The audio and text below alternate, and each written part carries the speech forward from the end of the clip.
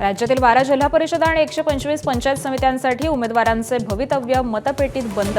12 जिल्हा परिषदांसाठी 50% जास्त मतदान झाल्याची माहिती। उद्या होणार मतमोजणी।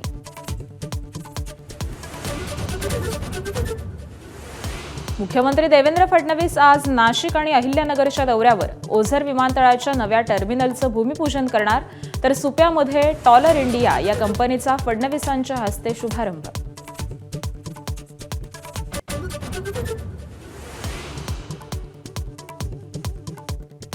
संघाच्या शताब्दी वर्षानिमित्त विशेष मुंबईत व्याख्यानमाला। सलमान खानच्या उपस्थितीने वेधलं लक्ष।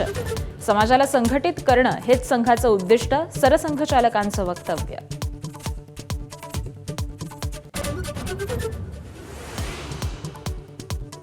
गजानन महाराजांचा आज 148वा प्रकट दिन सोहळा। शेगाव नगरीत भक्तांचा मेळा। मंदिरालाही आकर्षक विद्युत रोषणाई।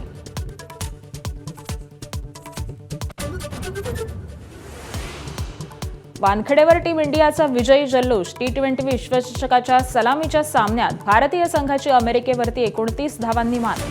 सूर्यकुमारची खेळी निर्णायक। अक्षय सिराजचा प्रभावी मारा।